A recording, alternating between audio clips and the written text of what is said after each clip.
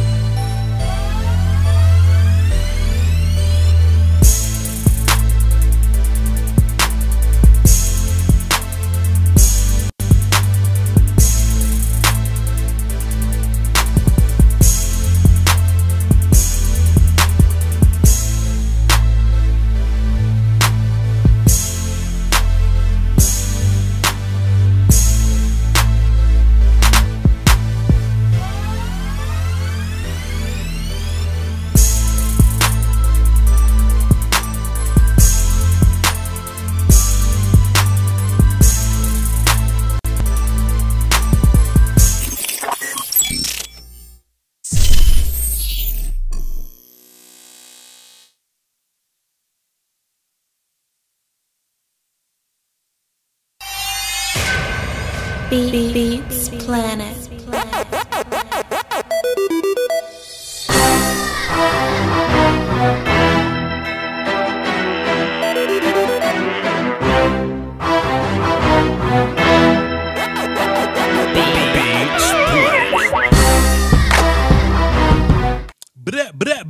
It's Vash Lombardi. What's happening?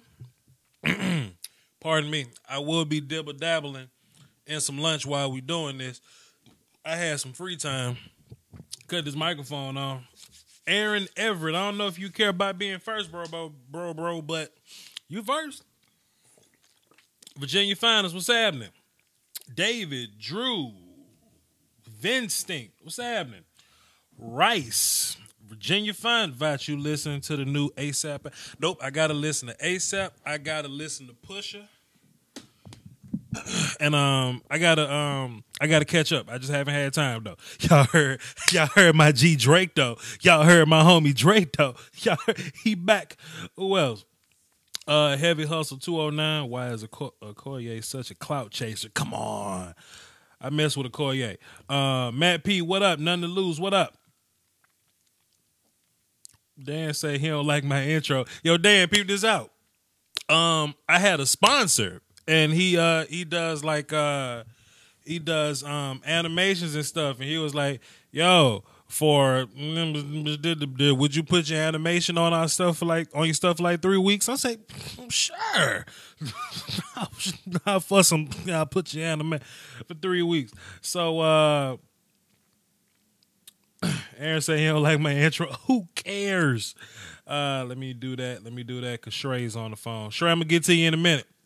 Let me get through these intros, though. Other Aaron Van Buren. What's happening? Isaiah Niles. Greg Castillo, touchdown. What's happening? Adam Hall, what's up, Adam Hall? Maryland Wolves, what's up? All right, cool. So peep this out, y'all. This is what we're going to do today. I have a little bit of time before I get get my day started. What I mean by get my day started, let me hold my camera. I got NCAA 2014 for Xbox 360 coming in the mail. So,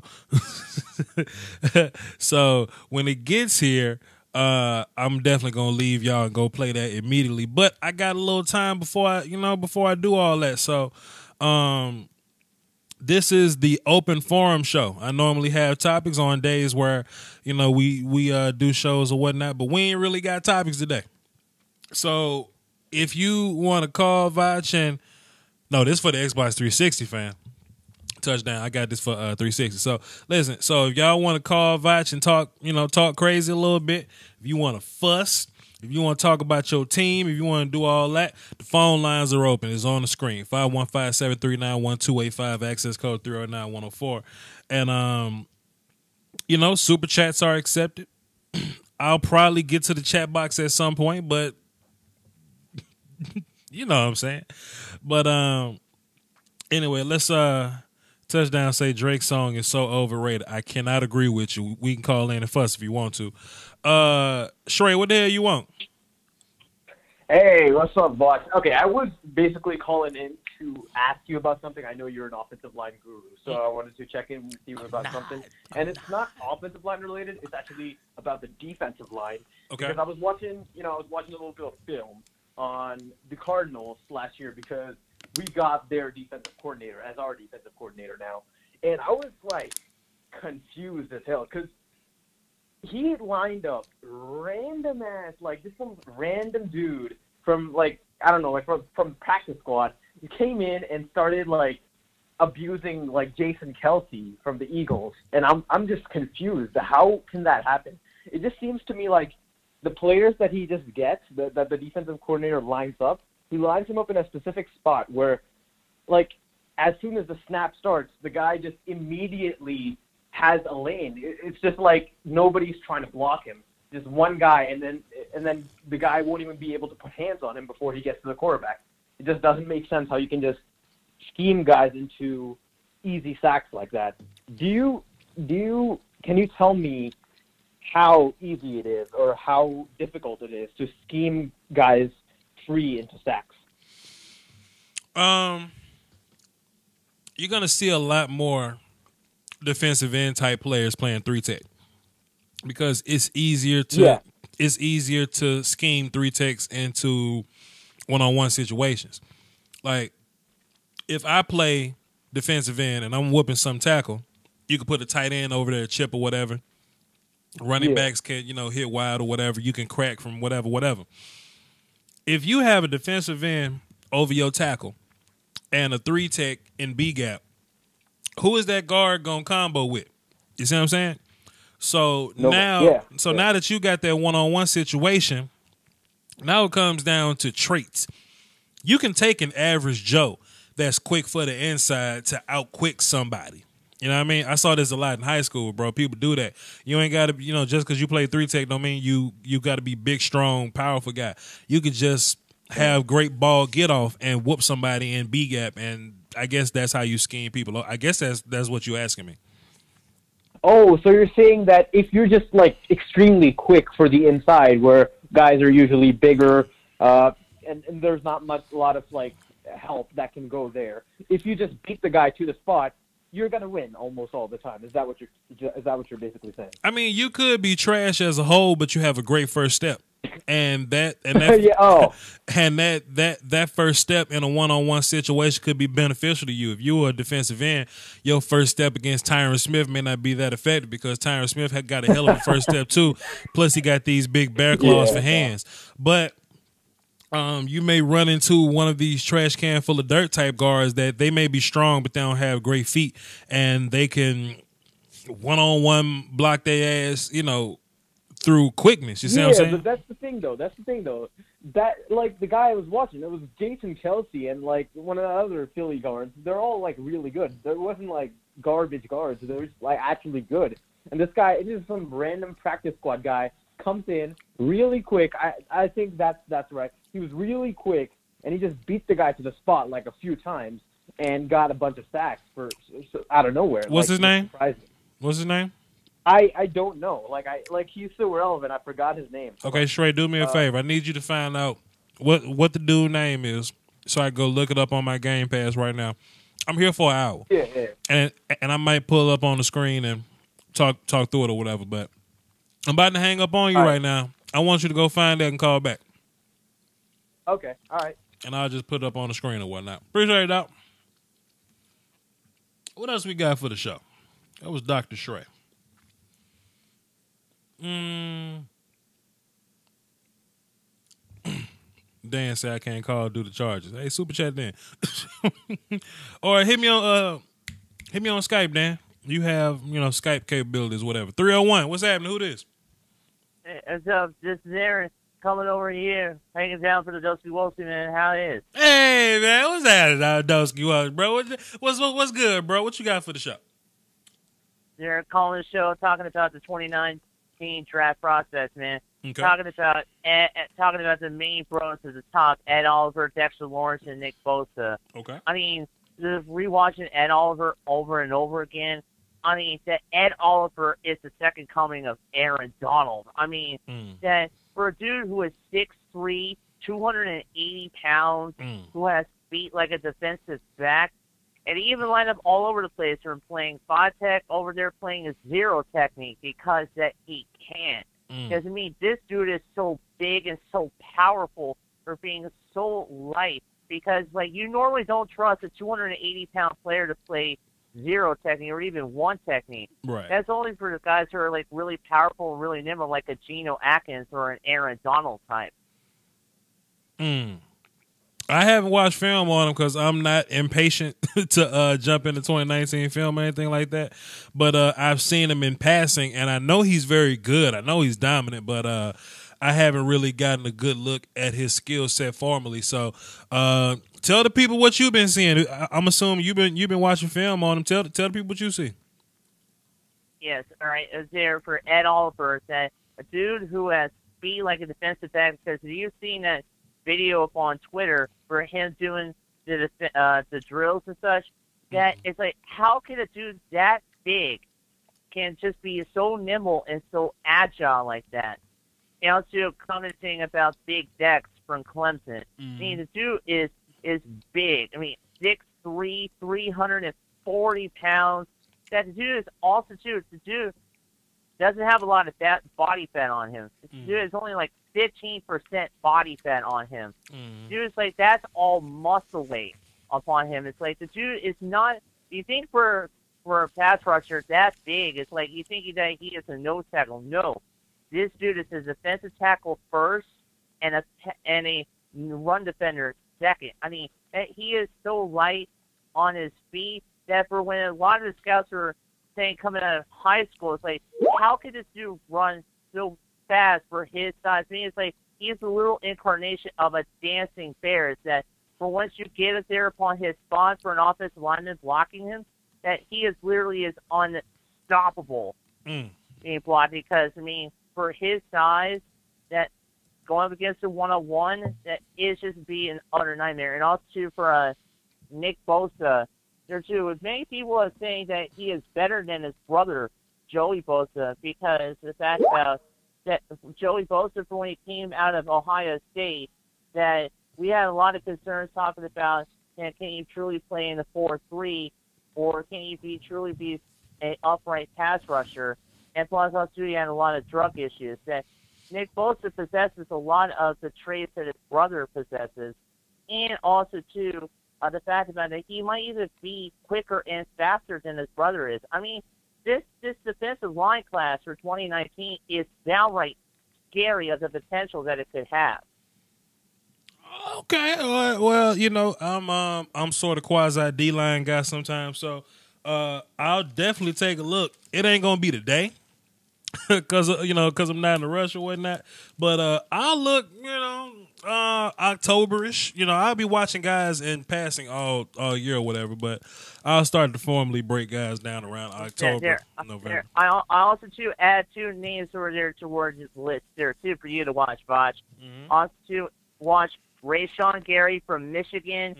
Freakish athleticism, but also to raw towards the touch, and also Raekwon Davis, the defensive tackle from Alabama.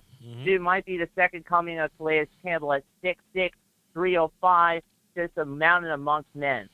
Okay, so we got Aaron Donald and Ndamukong Suh, Calais Campbell, and Joey Bosa all in one class. Whoo! Oh boy, we'll see, man. Hey, man, thanks for calling, bro. Salute. Holy moly, donut shop. I'm about to get Lieutenant Dan on in a minute when I see what the hell Shrey talking about. Shrey, what the hell you want, man? Bruh. Okay. We just go. All right. Okay. Anyway, I was talking about the guy named Olsen Pierre. Who? Olsen. Like I don't know how to pronounce. Okay, it's Olson. Hold up. Let me type this. Let me type this in Game Pass so I can. Yeah. So I can shed some light. I was on Game Pass when I was watching him because Like, I don't know this dude. Just a random dude just gets schemed in. He doesn't get sacked, but he gets hella pressures. Like, he disrupts the run, like, a bunch of plays. He gets a lot of pressure on the QB. And this Forces, was in the 2017 season? Yeah, 2017. And these were sacks or these were pressures or what were they? Pressures. There weren't any sacks. Well, that was my bad. I guess I accidentally said sack, but he got a lot of pressure. What team? Which game? Cardinals. Cardinals versus Eagles, 2017. Cardinals versus Eagles. Let me a quick I guess intro. Hold on. God damn! Hold on, that's loud. Hold up. I had to fix my levels. Hold up. I'm trying to call Lieutenant Daniel, but he acting like he don't want to answer the damn phone after trying to. Daniel, you been trying to call me. I'm trying to call your black ass back. Pick up the phone, Daniel.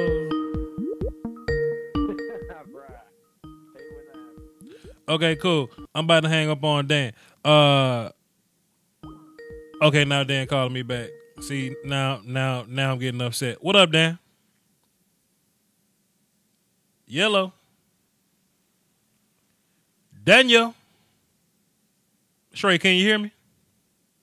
Yeah, I can hear you. I can't hear Dan, though. Hold on, y'all. We're going to take a real quick break so I can figure this out. Give me a second. Hold up.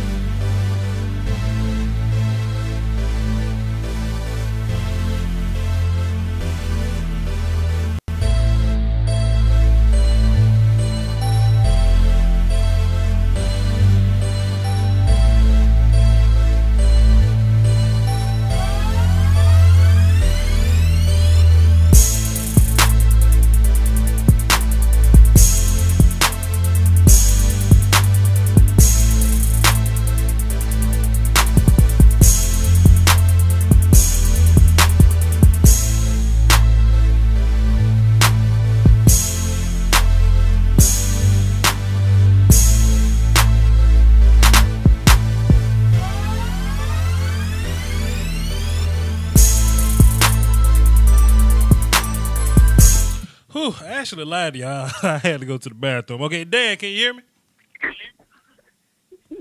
Daniel. Okay, Dan can't hear. Right. Okay, Shrey, go ahead and say what the hell you was talking about.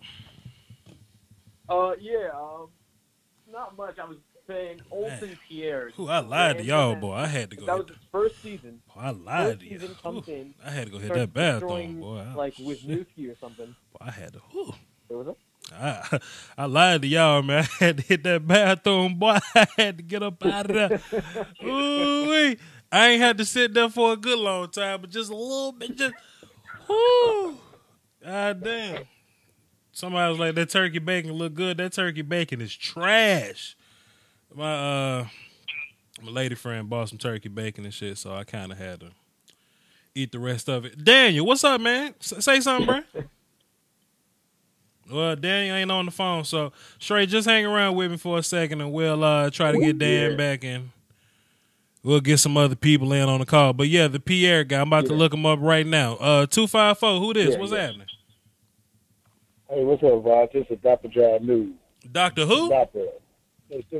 A Dapper. First civilized man, job, heavenly one, and a new righteous king out of doctor.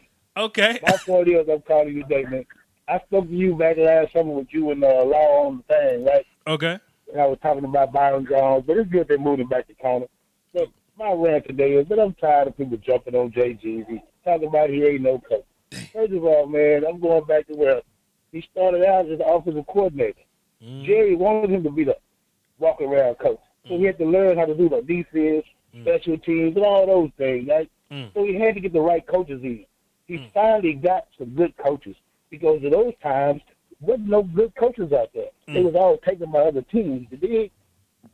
So now I'm starting to hear the peanut gallery say, the process. Ain't that what Jensen said?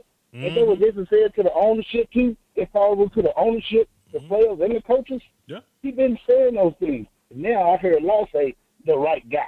These are the same guys that Jason Garrett been trying to get Stephen Jones and Will McClay to draft. Wow. Now it's starting to look good. Wow.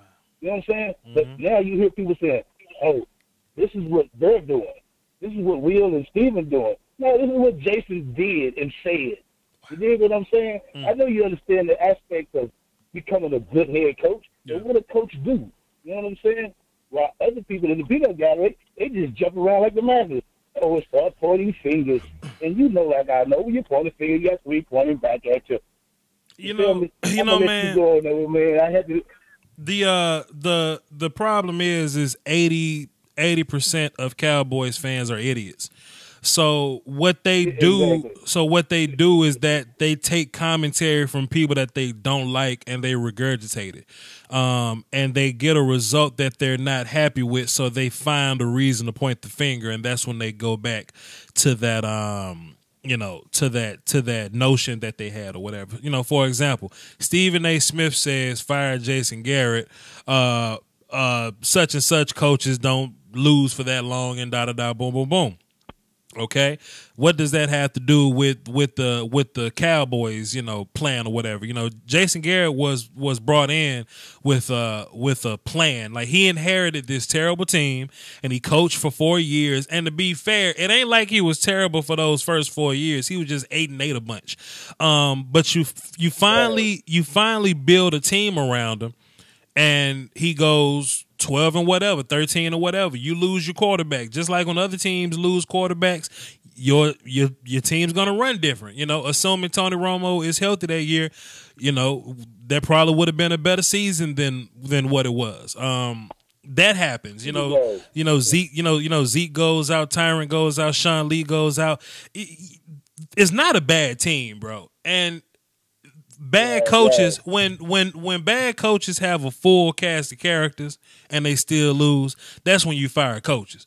You know what I'm saying? Like that Vance Joseph shit that's kind of going on right now. That's why guys get fired. Yeah. But when you lose the best players on your team, I don't know what the hell you expect people to pull out of that. And let me go ahead and counter somebody, because some soul's gonna say, well, Doug Peterson lost his quarterback and then they went to the Super Bowl. Well, Nick Foles ain't no punk. Nick Foles has done this before. Plus, when other teams lose their quarterback, what happened to Houston? What happened to Green Bay? What happened to those teams? You know what I'm saying? So I ain't really trying to hear the fire Jason Garrett noise. I'm a former coach myself, and I'm more so player execution than fire coach and see what happens next. But it is what it is. Thanks for calling, bro. What's up? Damn, he had another point. Oh, my bad. Voch, stuff like this, I just sit back and listen, because you guys know your stuff about the Cowboys, and I really don't, because I'm a Giants fan. But interesting. I like the fact that you think Jason Garrett deserves another chance, and I fully appreciate the reasons you stated. This is my thing, man. People get so, especially, and this could be all fans. I just know based on Cowboys fans. People see what other teams are doing and they want some of that. Like, they see Sean McVay coming in, like, oh boy, I want that kind of season. Well, you had the damn season. Sean McVay wouldn't look good if Jared Goff and Todd Gurley and Aaron Donald got hurt. You see what I'm saying? Like, all those pieces work together to get that system going. Just like the Cowboys, in order for their system to function, you need Tyron Smith. So Dak isn't the second most pressured quarterback in the game, and you need Ezekiel Elliott to play box management. You see what I'm saying? Is that a fact? Was Dak the second most pressured quarterback in the game? He was the second most pressured quarterback in the league last year, and he got 11 of those sacks in 2 games, bro. You lost both of them. Oh, the Chaz Green environment. Yeah. And then look, the bad part about it. And then look, the bad part about it. People kind of shitting on Jason Garrett after losing all those guys. We still went 9-7. Yeah. Come on, man.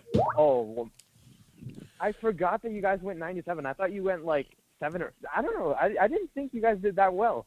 That's crazy. You had a winning record, but I didn't hear much about it. Usually Cowboys fans,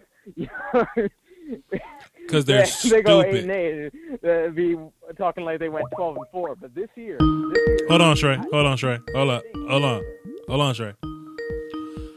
Let's call Dan again. See what Dan talking about. Dan out here giving me a hard time. Let's see what Lieutenant Dan doing. It's still ringing, okay? Dan, I know you by your phone, man. Pick up the... You got me losing callers, Dan. Ah, shucks. Hang tight, Shrey. I'll be back with you in a minute. Okay, still ringing.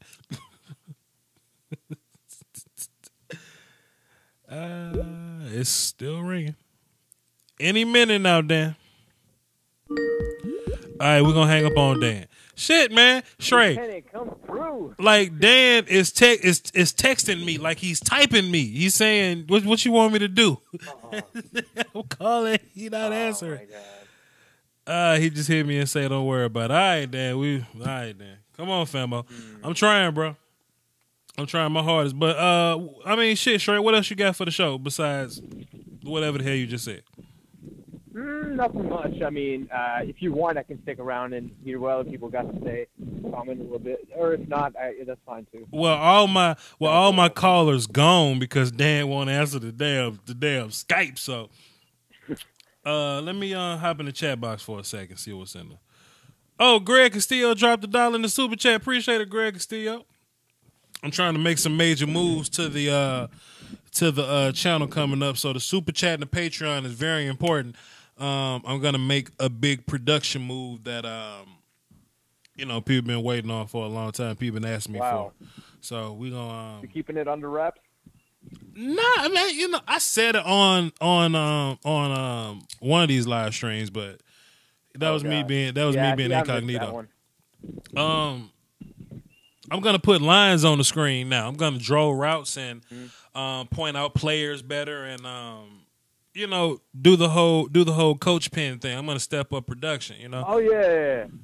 So you know what? I was actually thinking about doing that too, but I mean, obviously on a lesser scale. But it costs money. I like the marker tools thing. This is one of these apps that allows you to do that. Yeah, it's really cool. And I could have gone with just a simple little magic pen just to kind of circle people or whatever, but I wanted to up the production like super. So we gonna get the legit circles on the screen. You bought it? I haven't bought it yet, but when my Patreon situation clears, I should have enough to hold it down for a year. So we'll see how it goes. That's amazing. Hey man, shouts out to the Patreons. Really cool. Shouts out to the Patreons and the super chat, man. It all goes back to the channel. Everything else, I really don't get paid nowhere else. You know what I'm saying? Copyrights and all that type of stuff. So Patreon is more important than food and water.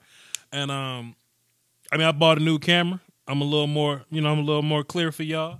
And I'm gonna step up the production of the channel altogether. So it is what it is. What's the situation with YouTube?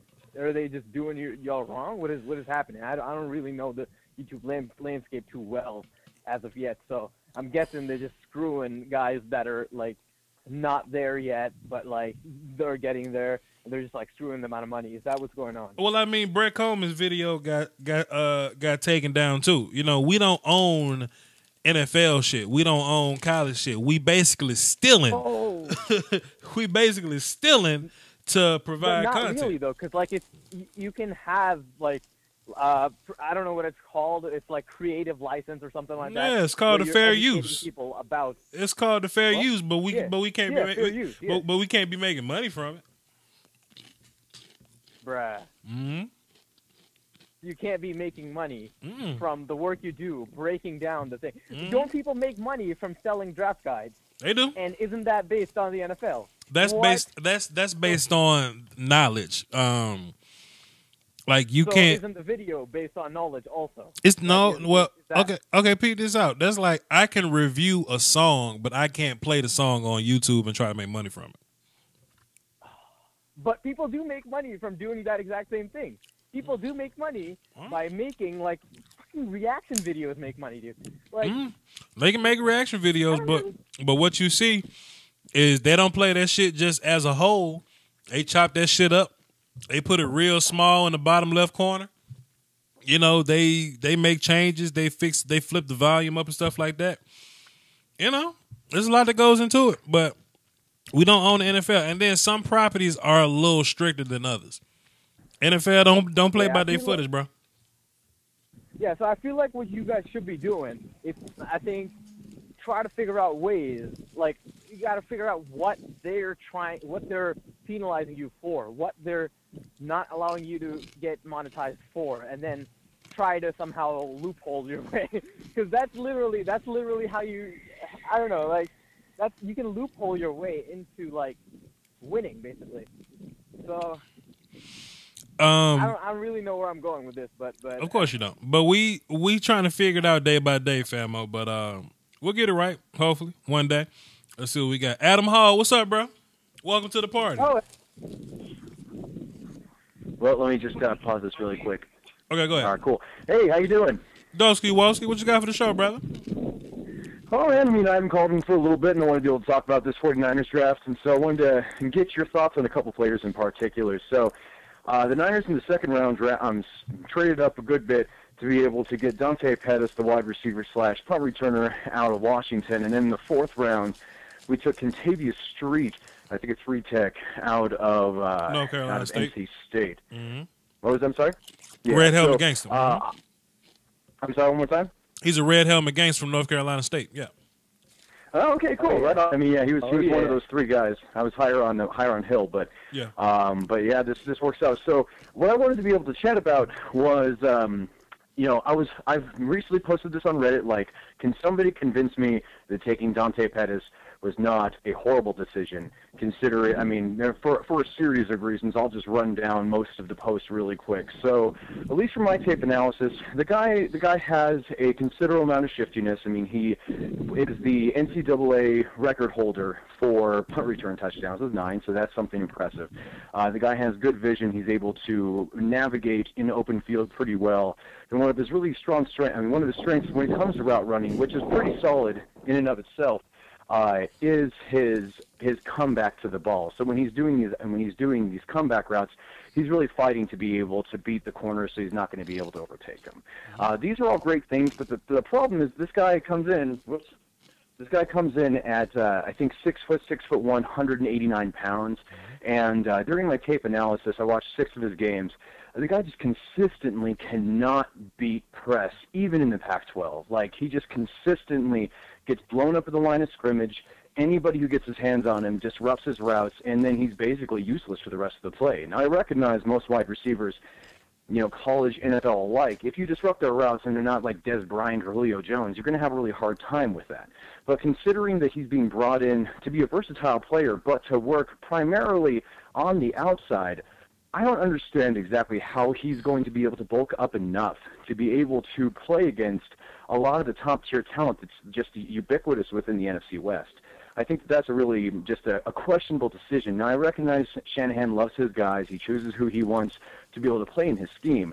But considering that he's going to have to go up against, like all sorts of people, he's maybe going to have to go up against Patrick Peterson in a year or two.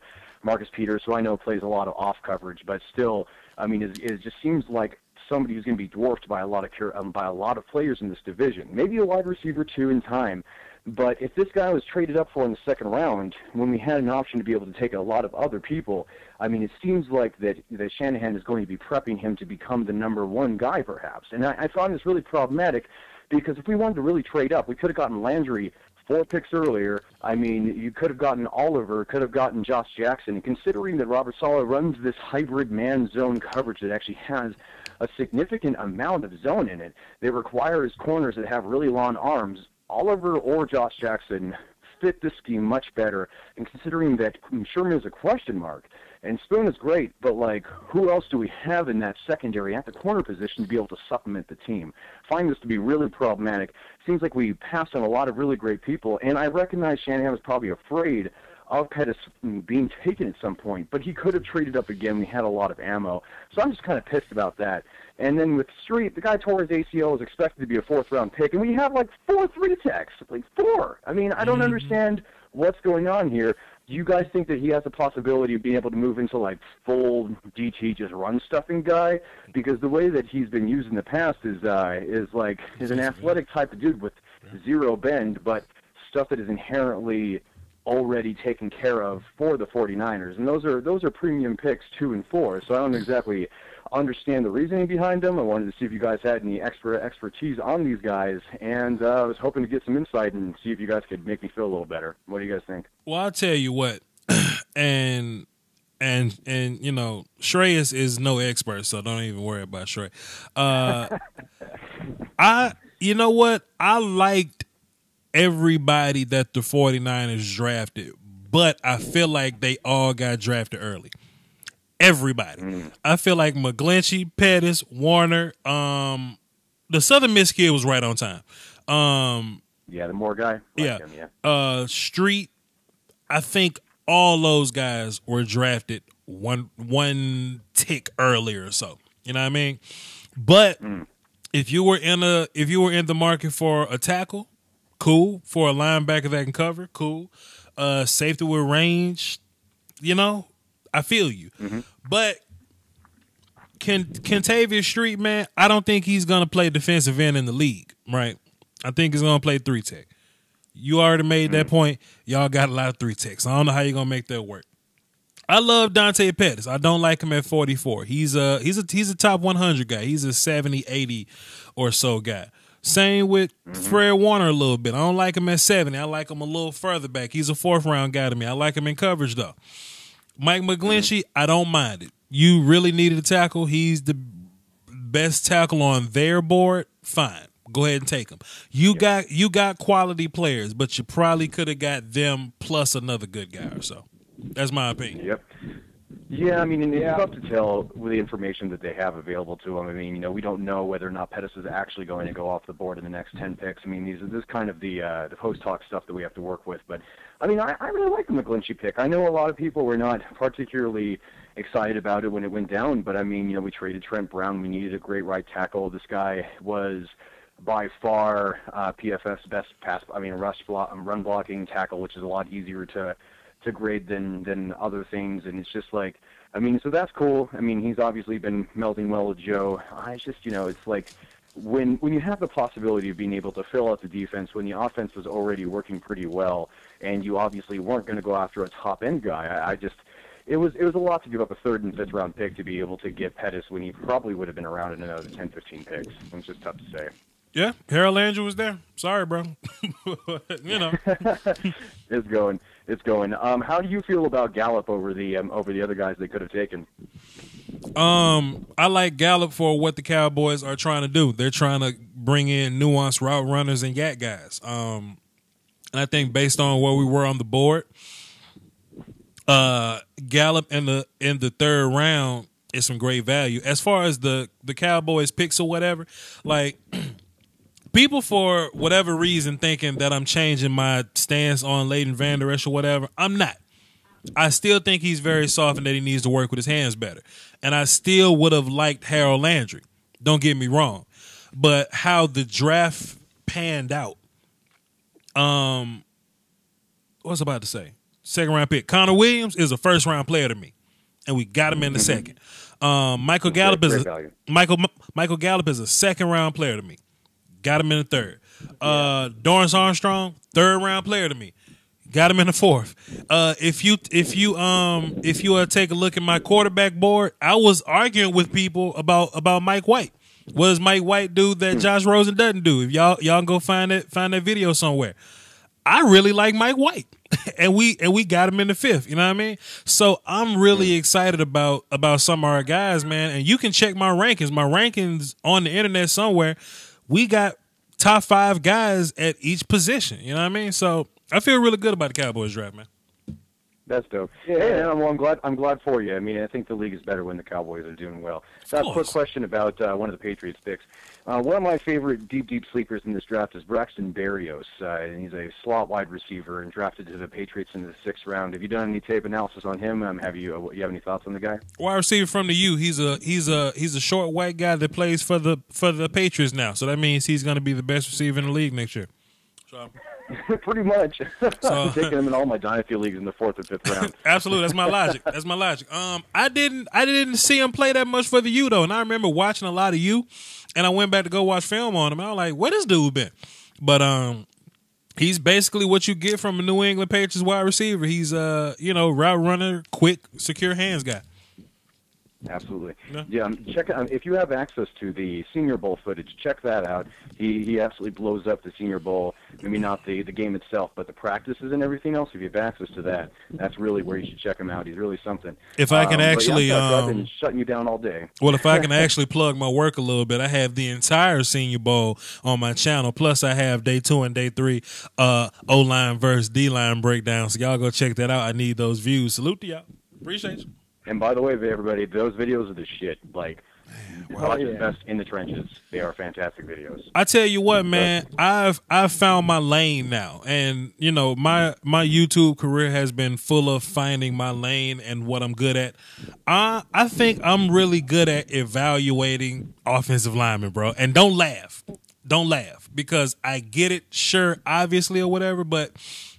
I don't have fun breaking down defensive backs. It's kind of like a chore to me. It's like then when I don't have the view that I want, breaking down safeties and broadcast view is ridiculous. You know what I mean? Absolutely. But they're not even on the screen. But I have so much fun breaking down trench play, and when I have fun breaking down the videos are so much better. So next year, expect a lot of O-line, D-line, defensive end, linebacker. Well, it's a good year for it. I mean, you got just like what are the 3 or 4 of the top 5 guys supposed to be defensive ends? Like, absolutely, pretty sweet. Expect a lot of Senior Bowl coverage. I done got a lot of views from just Senior Bowl coverage. I guess that's a big deal to people or whatever. O-line, D-line breakdown, Senior Bowl practices and stuff like that. So I'm gonna be doing that every single year, man. That's just my lane. So appreciate y'all's kind words for that. Yeah, absolutely. All right, man. Well, I don't really got too much more for you. I mean, I think that we're in agreement about most of the Niners picks here. I'm not bummed, but I'm kind of bummed. At least we got McGlinchey. That makes everything better. But it is what it is. Well, best of luck to everybody. I'm gonna take off, but you guys have a great day. All right. You know what? I'm not excited about McGlinchey, but you could have got Connor Williams. Take it easy, bro. I mean, pardon me. Not only because you couldn't have got a timeout, I said the wrong name. Pardon me. You could have gotten Colton Miller. Pardon me. So be happy about Mike McGlinchey because you could have gotten Colton Miller. Hey, we took him so the Raiders didn't, and then they got Miller. So man, can you believe there's a Raiders YouTuber that got in my comments, started talking a little shit to me, and he's trying to rationalize Colton Miller being a good player. Colton Miller. And look, this the bad part, right? Colton Miller's going to be great. Tom Cable's working with him. But look, this the bad part. When you watch his Colton Miller film session, he's beating up on those Kansas State scrubs, some other Pac-12 garbage or whatever. But when you watch the damn Stanford and Washington film with the best competition, he whooping their ass. Get out of here, dude. Didn't the redheaded gangsters just beat the shit out of him at the Senior Bowl? I don't think Colton Miller was in the Senior Bowl. Was he? No, he wasn't. Okay. No. I thought that was Brian O'Neill. Oh, that was the center, right? They was beating Brian O'Neill from Pittsburgh was definitely getting his ass whooped. Questenberry was getting his ass whooped. The LSU kid was getting everybody was losing to the red helmet gangster. So whatever, it is what it is. Appreciate it, Adam. And we've got one of them. Let's get it. Take it easy, gentlemen. Have a good one. Yep.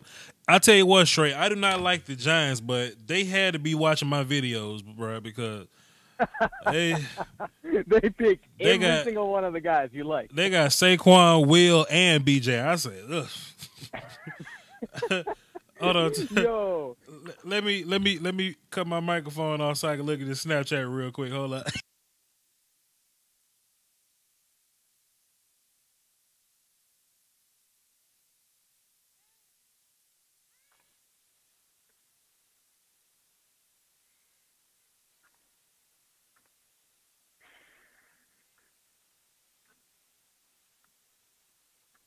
All right, cool. So Dan got a Snapchat for us. Let me.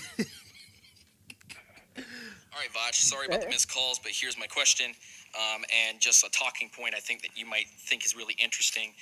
Do you think that the low average teams to average teams right now who have not developed quarterbacks, who have a lot of money and a lot of cap space, do you think that they're one of the main reasons why we're having these mega million deals with these quarterbacks, running backs, wide receivers?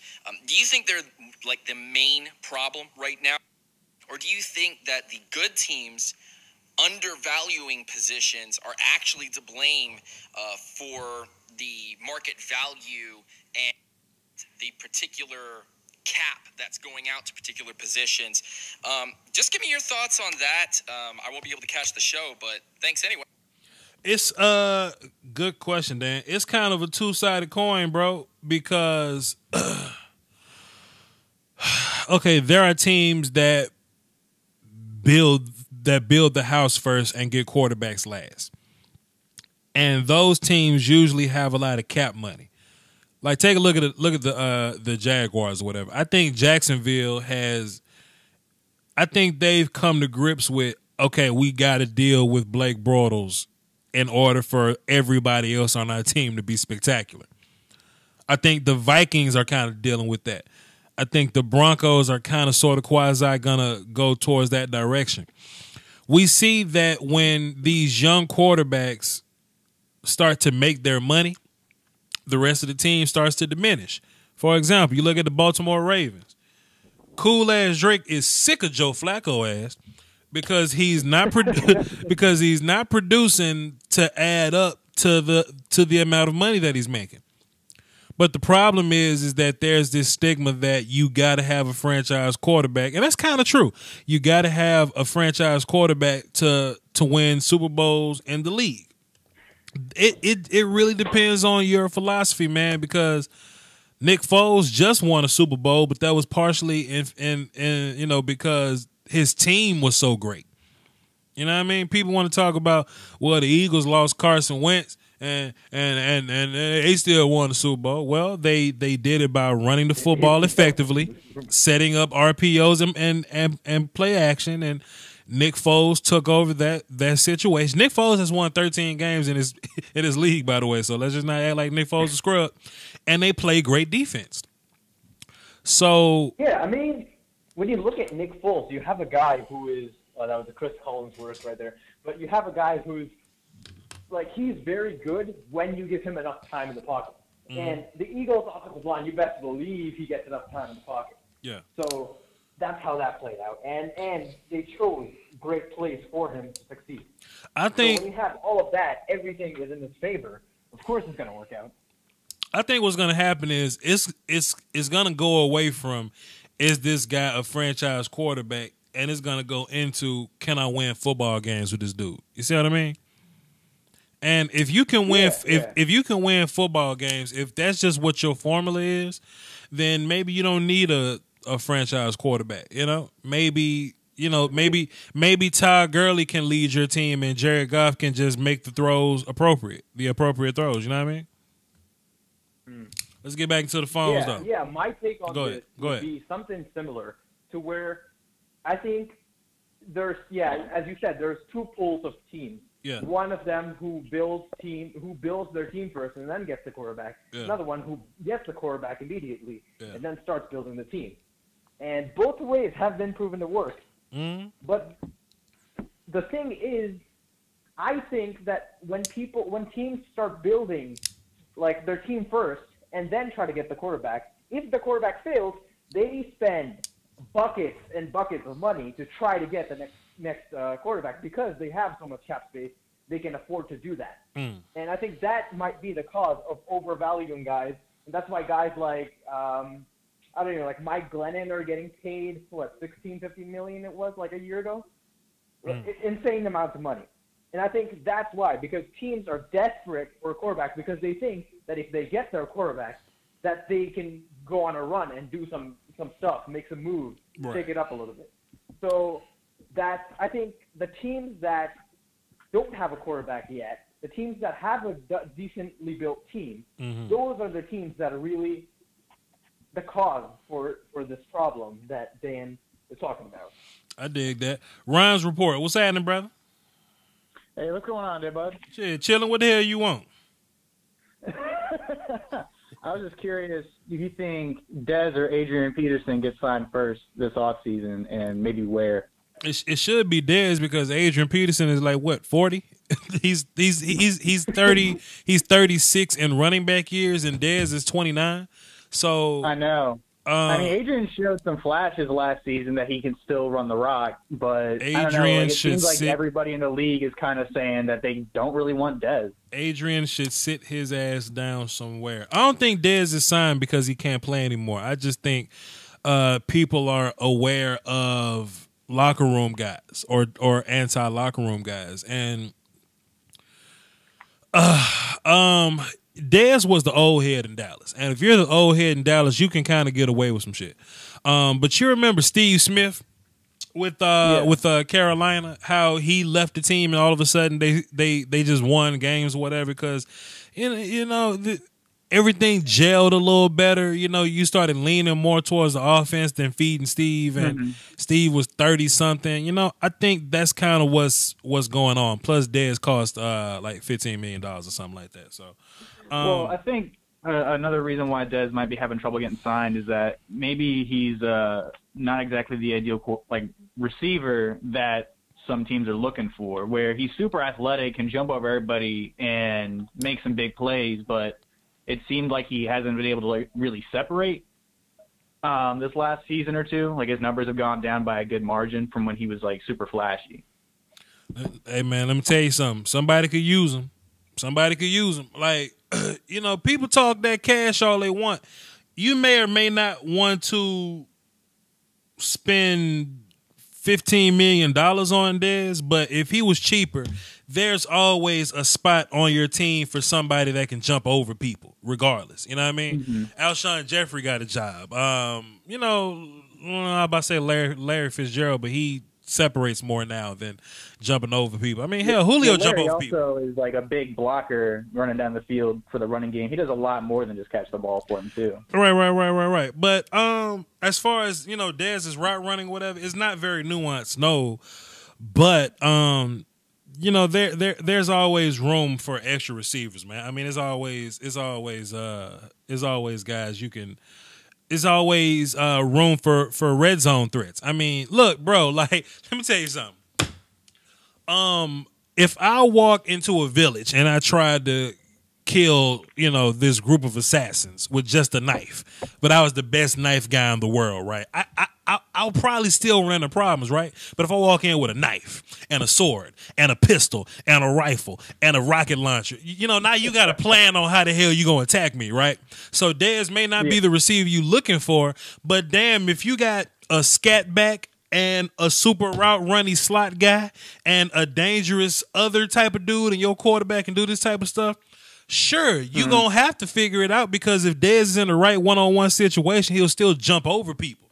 You know what I mean? Yeah. He just didn't. Where do you think he would go though? Considering obviously he's out in Dallas. Somewhere. I've been hearing some people like him in New York. Somewhere. I would think he'd be great in San Fran. Somewhere with a top tier quarterback, not a good quarterback. You need to go with a top tier quarterback.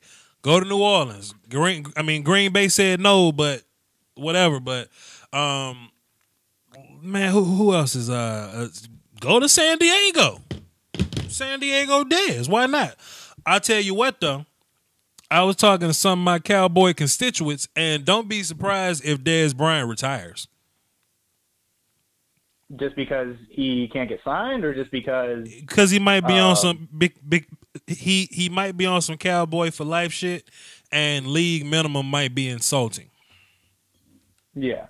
So I don't think he'd get league minimum anywhere else. I think someone would give him money. Baltimore had offered him a contract and he turned it down for whatever reason. But then again, it's Baltimore, so who really knows? Nobody's gonna pay big money for Dez, bro. If anybody signed Dez, it's gonna be a kick the tires type of deal. Like a 1-year deal. Let's see if he's still got something left here. Mm-hmm. I could see it. I like him possibly maybe. Go ahead, Shrey. Real quick, let me chime in. I think he didn't sign with Baltimore because he already know as long as Joe Flacco's going to be there, and not long, I guess, but like as long as Joe Flacco's going to be there, why would he like get paid? What would they get paid? Like $5-6 million to just be a PI magnet over there, just go deep every play, just try to grab PI. I think that's all they do in Baltimore. They just throw the ball and chuck the ball deep and expect pass interference every play. And I don't think Dez Bryant is about that. Yeah, I mean, they had guys like Macklin. They had guys like, what was his name, Mike Wallace. They keep getting these bigger name kind of receivers and seeing if it works out. I haven't watched a lot of Baltimore this last year, so I can't really attest to what they're going for as far as like trying to just get pass interference down the field all the time, but that's just a bad game plan walking around anyway. I think they need guys that are gonna, run routes well, big, like a little bit more quick guys that can actually just spread off of a receiver, break off receivers, get some release. Get some. That's where Dez is lacking at. It just doesn't seem like he's able to get open. He's super physical, jumps over guys, but in the NFL today, if you're not getting open, then I mean, it's hard for a quarterback to want to throw the ball to you. Yeah. There's certain types of quarterbacks that look for guys that can run routes and get open. I think Dez Bryant does get open. He just gets open in a different way. He uses body control. He uses his hands. He wants to beat the guy after the ball is near him. He wants to get open after the pass is thrown. He doesn't get open before. He gets open after. That's like his whole philosophy. You'll never see Dez Bryant. But today's NFL, these pass rushers get to you in like 4 seconds max. You know what I mean? Some of these guys are getting to your quarterback quick. You got exactly. He's the antidote to that. He's the jump ball threat that can score on you. It doesn't matter when. It doesn't matter how. You just throw the ball up to Dez, and 50% of the time he's going to come down with it. So, and other times, it's very rare that he'll just gonna allow the other guy to pick it off. That's one other thing with Dez. He's very good with I guess ball security. You would say he's like a security blanket for the quarterback down deep where you can't find those guys.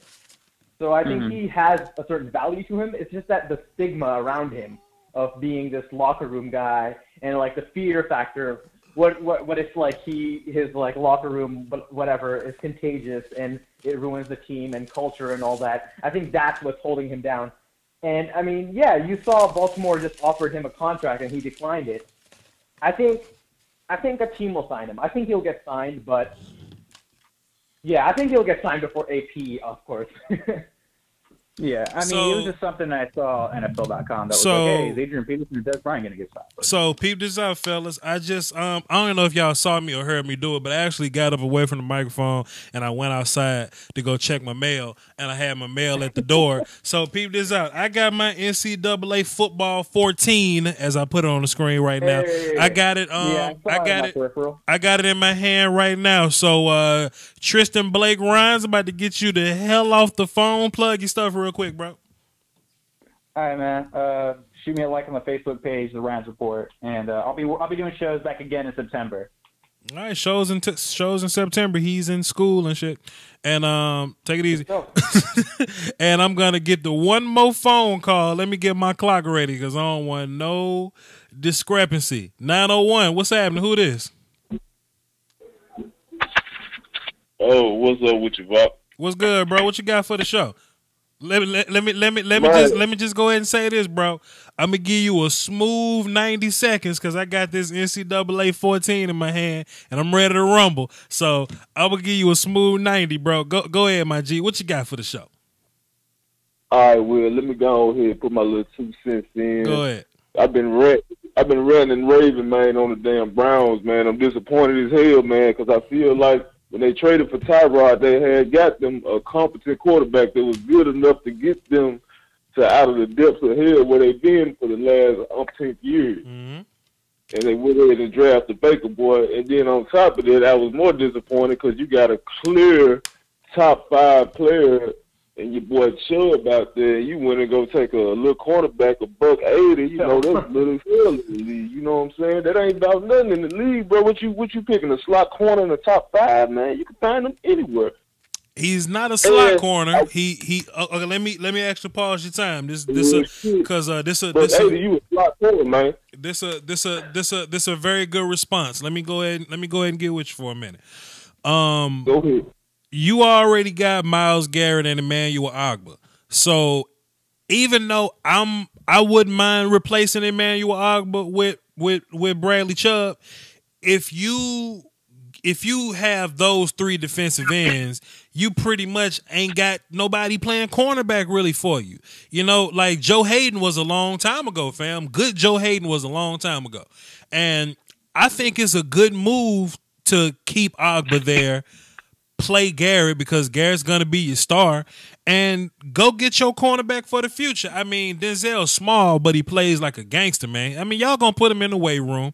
Y'all gonna give him a sandwich. He going to bulk up a little bit, but he's still your shutdown man corner. They can also play zone 2 or whatever.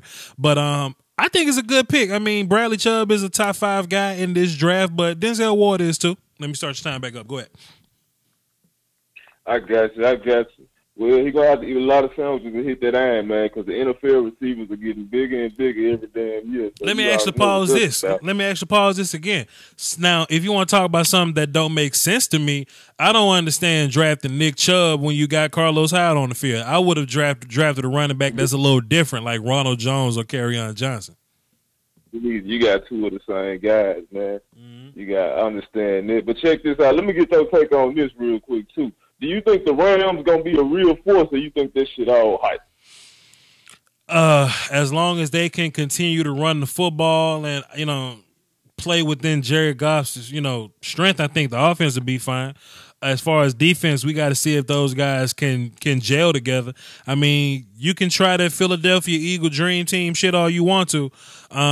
Marcus Peters is an asshole, and Aqib Talib is older.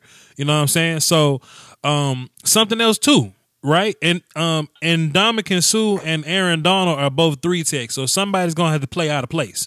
So we're gonna have to figure that out, or else you're gonna want some big ass gap up, some big gap up, a gap or whatever. So it's a lot of questions with the Rams, but they'll probably figure it out. They'll be solid. Okay. For sure, man. I ain't gonna hold you up, Brock. Get it in. I'm finna get back on this Assassin's Creed. Be good, bro. Man, appreciate you, dog. Enjoy that Assassin's Creed, bro. For sure. Yeah, man. I mean, I'm not trying to delay you. Shreyas, you are delaying the hell out of me. Time out. I got one more caller because he's platinum now, and I promised him that I'm gonna bring him in platinum next time you call. Cardinals fan 12 Land. What's happening, brother? Hey, how are you, Vot? What's happening, bro? Doski Woski. What you got for the show, famo? Hey, I had a quick question for you. I was reviewing the draft and watching all these, people talk about their, how they did, their A ratings, B ratings. Mm-hmm. In your opinion, how many first-round draft prospects are there really? There can't be 31 first-round draft prospects, are there? Nah, it was I think there are, realistically. I could be wrong. I might have forgot. I think I had 14 this year. Okay, so only about 14. Okay, that makes sense. Yeah. Okay. It's good to talk to you, man. I just saw that you were live, and I wasn't going to blow up your spot and unmute you. Hey, man, look, you are a platinum caller. Platinum callers can call in whenever they want to, because even when I'm trying to end the show. So, hey, man, appreciate you for calling. Thanks. I mean, salute to you, bro. Yeah, you too. Keep up the great work. We appreciate you out here. I know you might not hear it all the time, but we appreciate you. God bless. Appreciate you, fam. Shrey, you got like 10 seconds to plug your stuff before I hang up on you too, bro. What you got? Okay, well, yeah. So we got Blue Nine Productions. Blue Nine today, Shrey. Today, hurry up, man. I'm trying to go play NCAA 14, man. Fuck. Giants, Patriots content. We evaluate film, just like watch to a lesser degree. And yeah, that's basically it. Check it out. Who the hell keep calling me when I'm trying to play NCAA 14? 443. Who this? 443. 443. Who this? What's up? Hey, this Keith. What's up, boy? What up, Keith? What you got for the show, man? Hey, man, I'm calling about them Ravens, man. What's your opinion on the draft? On the Ravens draft, they drafted Hayden Hurst early. That didn't make sense to me real early, but I mean, you wanted bigger targets for Flacco going over the middle until I saw them drafting Lamar Jackson at the end of the round. So I'm like, oh, you giving Lamar Jackson more help. So then you bring in Mark Andrews, and they're kind of sort of similar, a similar type of tight end. So I'm kind of cool with that. But I think the Ravens getting the quarterback of their future is the biggest move, and it's to be saluted and applauded. Plus, you're bringing them into a system that he can be comfortable in. You got running backs that can run and catch the ball. You got tight ends that can catch the ball over the middle. Orlando Brown, we'll see. I'm gonna need him to lose about 30 pounds, and then we'll go from there. I need him to do a whole bunch of footwork drills, and we'll just cross that road whenever we get there. All right, man. Appreciate it, man. I love your show. Keep it up. Man. You gotta do some draft grades, man. I gotta do some what? Some draft grades, man. Draft grade. You know what? My next show might be the draft grade show. So Keith, thanks for calling. You are platinum now, so next time you call in, you're going to the top of the list, fam. Salute. All right, man. Be safe. Yes, sir. Okay, Shrey is. Hey, boss. What's up, man? What's hurry up, man? Cause I'm trying to go play NCAA 14, Shrey. So hurry up, man. What the hell you want? Yeah, man. All I gotta say is again, like everyone said, and everyone keeps saying this, cause it's true. Quickly, man. You are the best, man. Wow. Keep it up. Keep shit up. Just keep going, man. Just keep going. That's it, man. I appreciate you, man. Salute. Plug your stuff, man. Quickly. Hurry up so I can get the hell out. I did. All right, then. Cool. I'm going to holler at you then, straight. Till next time. Yeah, see you. Hey, man, it's been a dope little show, man. Thanks, everybody, for coming in. Salute to everybody for showing love. Jalen in the chat box. What up? Rex. Gregory's up in there. Foolish Demons up in there. What's happening? Niles. Greg Castillo with the super chat. Appreciate you, man. Joey up in the building. What's happening, man? Sam Ping is up in there. What's happening? Who else up in there? Delphonic, Foolish Demon, Nick Burrell. Hey, man, appreciate y'all. I'm about to get into this or whatever. Get back into my vacation. I might chill out with Sadie Fresh a little bit later. So, hey, man, y'all hold it down for the Doski Woski and the Peasky Wheesky. And I'm gone, dog. Salute.